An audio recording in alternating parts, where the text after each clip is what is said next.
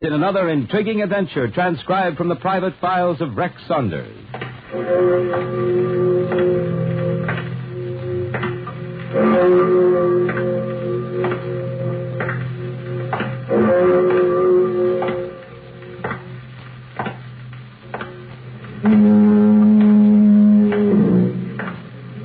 Concerning jewelry, diamonds may be a girl's best friend, but like any other precious ornament, they can be done to death.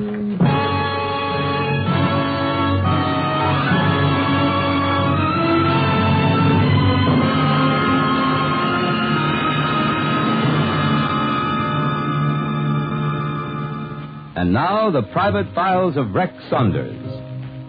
RCA Victor, world leader in radio, first in recorded music, and first in television, brings you the celebrated star of stage and screen, Rex Harrison, in another exciting story taken from the private files of Rex Saunders, radio's newest man of mystery. We hope you enjoy these weekly stories of intrigue and adventure. And for another adventure in home entertainment, we suggest you try RCA Victor's fine line of radio and television products, now on display at your RCA Victor dealer. Now for our story.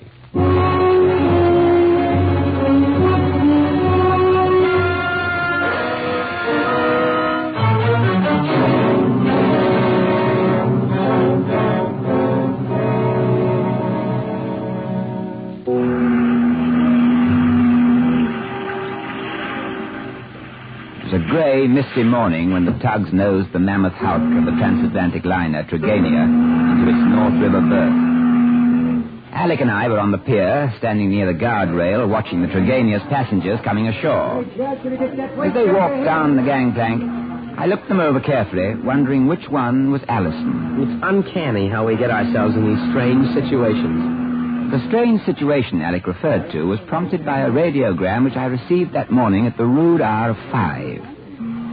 It was sent from aboard the Trigania and said simply, "Important you be at pier when Trigania docks. Need your help. Don't fail." And it was signed Allison. But who is Allison? I told Alec that I really hadn't the faintest idea. So there we stood, watching the passengers debark, when suddenly I felt a gentle tap on my shoulder.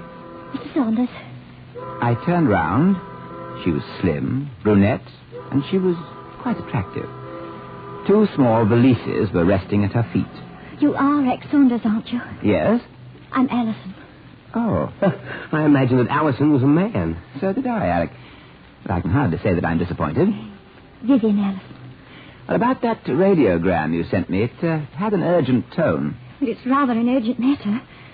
Here, look at this, Mr. Saunders. This bandage on my arm. It covers a wound, bullet graze. I was shot at last night on deck. By whom? I don't know who he is. He's followed me about the ship ever since we left Liverpool. He goes under the name of Charles Strickland. But he's only one of them. There are others. They want to kill me. And just why do they want to kill you? They're after this valise. This brown one here. Oh? What's in it? Diamonds. Diamonds valued at $200,000. They're from the South African mines. I'm a courier for the Kent Diamond Syndicate. I'm delivering them to the New York client, Robert Johnson and Sons. Well, now you're safely in New York. Oh, no. I won't be safe until the diamonds are delivered. Till they're out of my possession. That's rather a tight fix you're in. You will help me. Well, it's the least I can do for someone from home. I'm very grateful, Mr. Saunders. Just what do you plan to do, Rex? Well, from what Miss Allison has told us, Alec, it's apparent that her life is only in danger just as long as she has the diamonds in her possession. Well, she's going to hand that bag to me now, right here in plain view. But, Mr. Saunders, where will we meet again? I'll follow you outside the pier. You take a taxi to Johnson and Sons. What street are they on? 59, 842 West. Very well. Now, you have your cab driver take you there, and I'll hop into another taxi and follow directly after you. Alec? Yes? I want you to go aboard the Trigania and find out what you can about Charles Strickland. Right. Now, Miss Allison, you may hand me that bag. Here you are. Now, you go ahead, Miss Allison. As you say. I'll wait for you at Johnson and Sons. Alec, forget what I told you about looking for information on Charles Strickland. Huh? Forget? But why? Because there probably isn't any Charles Strickland. What? But you go aboard the Turgania as planned while I trail the young lady. Yeah, but about Charles Strickland, you mean Miss Allison was lying to us? Precisely. I want you to find out what happened to the real Allison. The real Allison? Yes. While you were waiting for me here, I stopped in at the administration office and checked on the Turgania's passenger list. There was only one Allison on that list, Alec. A Mr. Stephen Allison.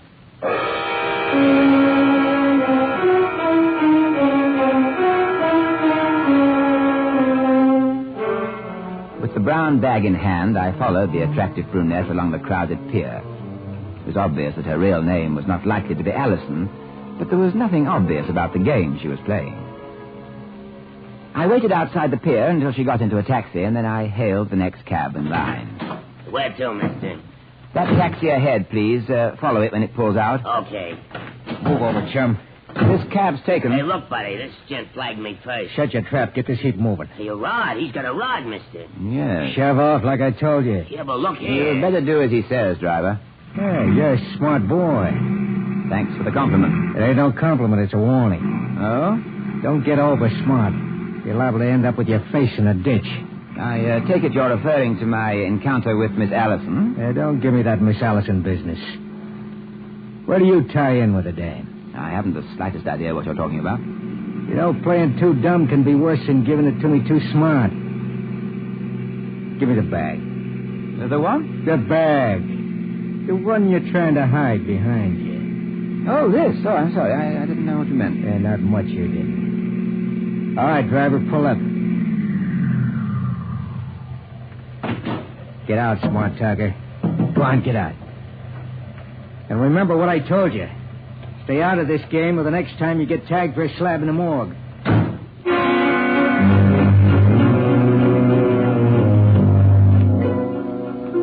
I not only lost the bogus Miss Allison, but also the valuable little brown bag. I headed back to the pier to pick up Alec.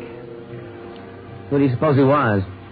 I don't know, but I won't forget his face quickly. Well, anyway, we're sure he was one of the gang after the diamonds. And now they have what they were after. I wouldn't be too sure of that. What do you mean? He got the bag from you, didn't he? Yes, Alec, he got the bag all right. However, I managed to open it before I hopped into that cab. Hey, that was quick thinking on your part. You opened the valise, removed the diamonds, and then hid them on yourself. And our ugly friend was left holding the bag. I wouldn't laugh, Alec. Why not? Well, the joke happens to be on us. Huh? And it was played by the deceptive young lady. When I opened the bag, it was empty. Empty? There's a punctured water bucket. Oh. The would-be Miss Allison used us as a feint, Alec. Remind me never to trust a handsome woman again, will you? As if you'll listen. What did you find out about Stephen Allison? Well, the deck steward told me that Allison was a man of medium height, about 40, somewhat baldish. He was sick during the voyage, and he remained in his stateroom throughout the entire trip. His door was constantly locked. Anything else? Yes, I was just getting to this. A very interesting piece of information. Allison had a frequent visitor, a young lady. Who I imagine fits the description of our brunette friend. Mm-hmm. Sears. Vivian Sears. Vivian? Well, Miss Sears at least told us the truth about her first name. Come along, Alec. Where to now? That phone booth just over there. Who are you calling? Police headquarters. Inspector Kelly is checking a matter for me. Inspector Kelly, please. Hello, Inspector? Inspector? Rex Saunders. Oh, you have? Fine. 627 East 20th Street. Thank you very much. Yes, I'll call back later on the other tracer. 627 East 20th Street. What's at that address? Perhaps $200,000 worth of diamonds. What? I made a note of the license plate number on that cab that the mysterious Miss Sears took when she left here. A police radio car located that taxi a few moments ago. According to the driver's trip schedule, Miss Sears went from the pier directly to the house on 20th Street.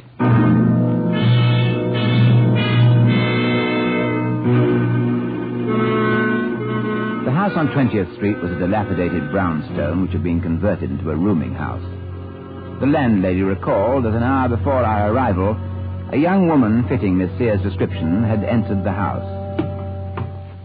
I wonder whose room she went into. Well, the landlady said it was rented 6 months ago by a man named Vincent.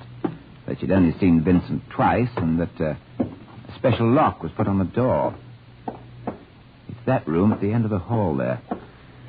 I have a feeling that we're walking headlong into some more trouble. Well, this door isn't locked. Might be a trap. No one's in here. Well, look, on the table here. It's the lease. It was like the one Miss Sears gave you. Yes, the mate, the one she kept. There's nothing in it. And here we are, left holding an empty bag again. Now how will we ever find her or the diamonds? She certainly won't return here. Alec, I was wrong. Huh? There was someone in this room. What are you talking about? This body behind the couch. Oh. Here, help me turn him over on his back. Yeah. Who can he be? This photo in the passport I found in his pocket, look. Yes. It's him, all right. What's it say his name is? This passport identifies him as Stephen Allison.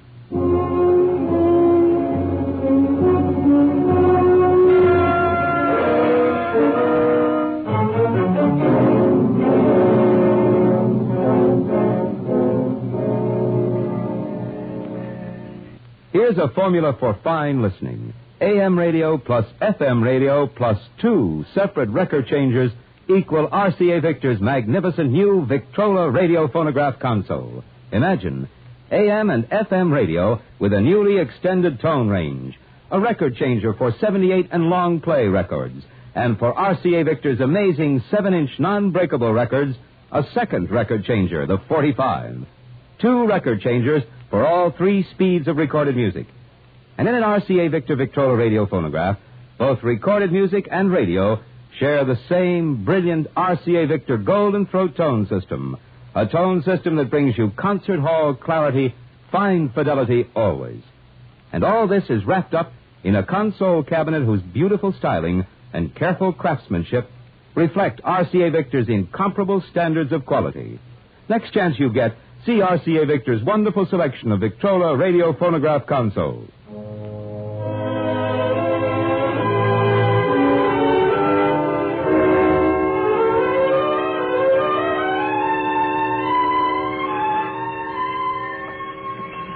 I phoned headquarters.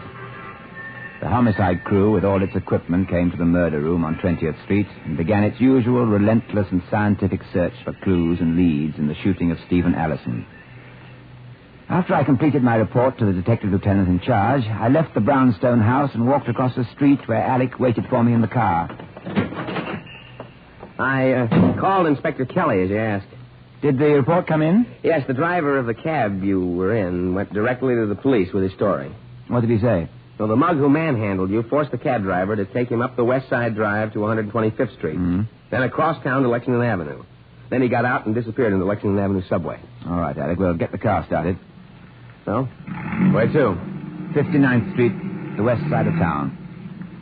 Was anything of special interest found in the murder room? Yes, several things, but so far, nothing conclusive. There were some cigarette butts in an ashtray. Homicide checked with a pack, which was in Allison's pocket, and they were a different brand. Well, evidently those cigarettes in the tray were smoked by Miss Sears. From the evidence, they weren't. I don't follow you, Ray. Well, there was no lip rouge traces on the cigarettes. And here's something else. An empty book of matches was found in an ashtray. It advertised a roadhouse in Baybrook out on Long Island, a place called Holly Inn. In view of the fact that both Allison and Miss Sears both just arrived in the country this morning, it's unlikely that the matchbook was carried by either of them. I'm really confused. So am I. You? What about? Well, something else homicide uncovered. They found a great number of particles under Allison's fingernails. They haven't tested them yet, but they're quite sure that the particles are metal filings, most likely copper. I'll get a report on that later. But why would metal filings be under Allison's nails? He was a diamond courier. I'm not sure just what Allison was. On the way uptown, I'm stopping off to send a cable to Scotland Yard and then paying a call on Johnson & Sons to see what they can tell me about Stephen Allison.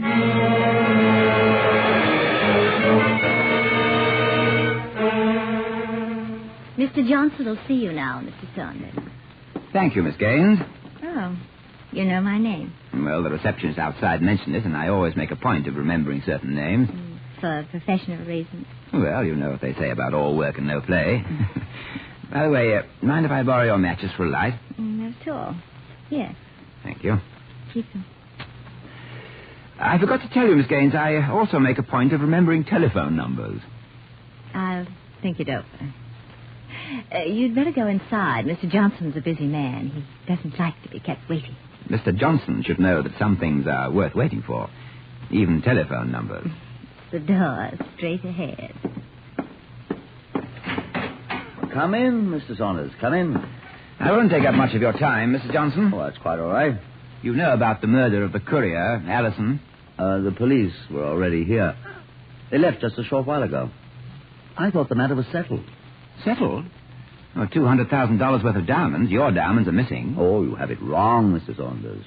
I guess you haven't heard the latest. I guess I haven't. What are you trying to say? Merely that the police recovered my diamonds. They're in a safe in our vault room. And where did they find the diamonds? Well, there was an auto accident up in Van Cortlandt Park. The diamonds were found in the wrecked car. And the police have the driver? Oh, yes. The police have her. A woman named Vivian Sears? Yes. The police said that was her name. They asked me questions about her, but I could tell them nothing.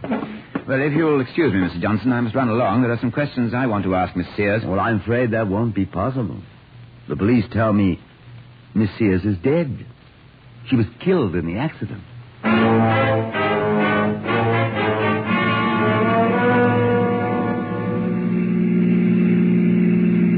Miss Sears' death wasn't an accident, Alec. I'm almost positive of it. But the police reported her death due to accidental causes. Well, just the same, I'm sure that the car she was in was forced off the road and down the hill in the park.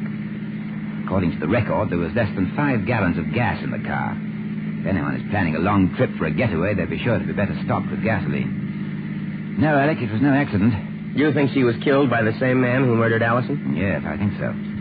Oh, you take the next right to Baybrook. The Holly Inn is about 2 miles this side of town. Next right. Rex, Yeah? I don't understand any of it. If Miss Sears and Allison were murdered for the diamonds, which is the only logical reason, why were the diamonds returned to their rightful owner? Alec, for the time being, we're going to have to abandon the logic in this case. Then where will we be? Perhaps on the right track. We'll eliminate the diamonds from the case. Eliminate the diamonds? Then what do we have? Scotland Yard's reply to my inquiry on Allison told us that Allison at one time was an engraver. Now, that fact fits in with the metal filings which were found under his fingernails. Yes, it doesn't fit too well when you consider that Allison abandoned his trade to act as a diamond courier over a year ago. Well, perhaps he didn't abandon his trade at all. You remember that the deck steward told you that Allison remained in his stateroom throughout the entire voyage? Yes. Well, he may have been spending his time aboard ship engraving in secret. Engraving what? Well, I don't know, but something valuable enough to cost him and Miss Sears their lives. And that brings me to the visit I'm making to the Holly Inn. The book of matches which were found in Allison's room advertised the inn. So did the book of matches I got from Evelyn Gaines, Ralph Johnson's secretary. Well, that may be only a coincidence. That may be, but the long arm of coincidence can be stretched only so far, Alec, and then it snaps back and somebody's bound to be caught in its grip.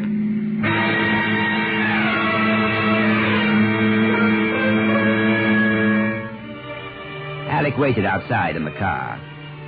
I walked into the Holly Inn. It was a typical small roadhouse. There was a bar on one side and a row of dimly lit booths along the other. I walked along the booth side, and then a hand reached out and grasped my sleeve. Hello. That long arm of coincidence I told Alec about was working overtime. Evelyn Gaines' pretty face came out of the dimness of the booth to smile at me. Imagine meeting you here, Mr. Saunders. Miss Gaines. What a pleasant surprise. Won't you sit down and join me in a drink, Rex? I'm glad you asked me that question, Miss... Evelyn. Evelyn, what brings you here? I thought you lived in town. Weren't you sure? Frankly, I was sure. After business hours, interest? Shall we stop playing the game? I was just beginning to enjoy it.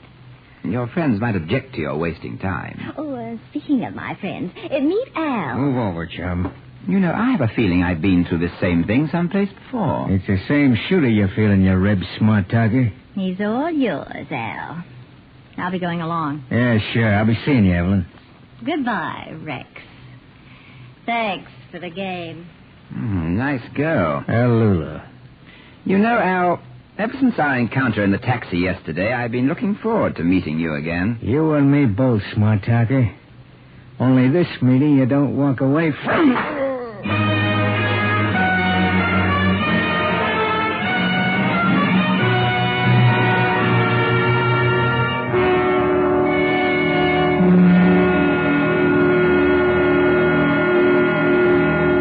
Back to the climax of our story in a moment. 3 bestsellers. 3 RCA Victor bestsellers. 1, Iturbi plays the haunting Claire de Lune. 2, Leopold Stokowski conducts his symphony orchestra in the Blue Danube Waltz. 3, the Boston Pops Orchestra plays the beautiful Warsaw Concerto. 3 bestsellers, high on the honor roll of immortal music. 3 RCA Victor bestsellers. Stop in at your RCA Victor dealers and listen to these great Red Seal singles. Buy them. Take them home with you. Own them. Because they're classics in the classical field. You'll never tire of them. You'll play them over and over again. Claire de Lune, Blue Danube Waltz, and the Warsaw Concerto will make a wonderful addition to any record library. And they're available on the amazing 45 as well as 78 RPM. Buy them now. Get your copies of these 3 all-time best-selling RCA Victor Red Seal recordings.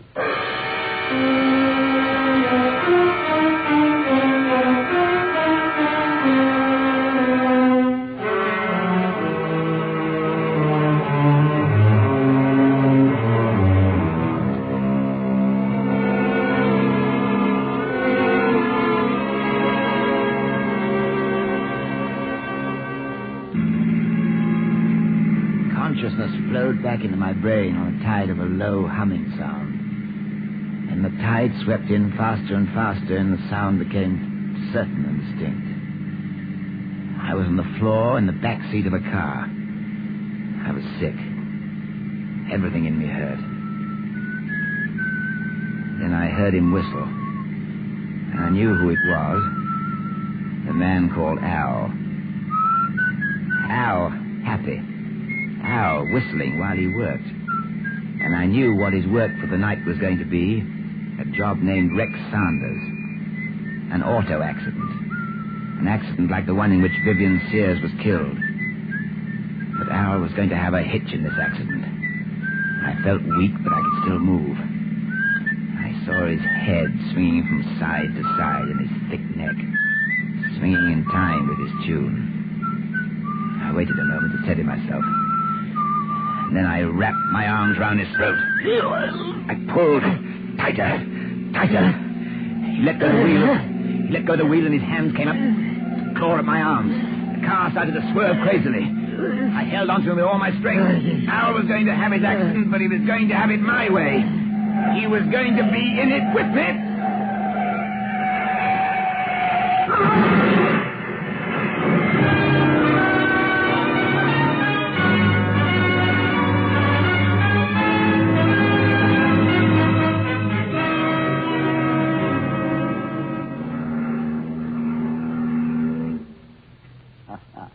Here's to you, Evelyn. To both of us. Little Evie Gaines and Ralph Johnson. And to our trip to England. And to Al Mason. Long may he rest in peace. Alongside the dear departed Rex Saunders. Too bad about Al dying in that accident, too. I wonder how he missed. Now, my dear, we mustn't fret over Al. He served his purpose of ridding us of Allison and his lady friend Vivian Sears. It's just as well this way, my dear. Allison did beautiful engraving, Ralphie. Very beautiful. Oh, an accomplished artist. His last work was a masterpiece. The fraud will never be detected. Everything's perfect. The printing, the paper, everything. The British public will be honored with the new and unofficial pound notes. The pound notes. Let's drink to the pound notes. And to my car down in the hold of this very fine vessel. You're terrific, Ralphie. You think of everything. It's kind of you to say so. Oh, who'd ever think of looking inside the tire tubes of your car for counterfeit money? Who'd ever think of it? I'm sure most people wouldn't. Saunders. You. Mind if Alec and I join your little celebration, Johnson? Well, perhaps we're intruding. You're dead. Can't be. The paper said Al and you were... The papers were quite correct about Al's death in the accident. But the story of Mr. Saunders' death was a bit exaggerated. A ruse I carried through with the cooperation of the police. And it paid off rather well, for us. I permitted you to get this far, Johnson, so that I would be sure to stop the counterfeit money from being circulated in England. However, I must say that you had rather a neat plan, manufacturing the pound notes in the States and then taking them to England in the tires of your car. But murder always upsets the neatest of plans.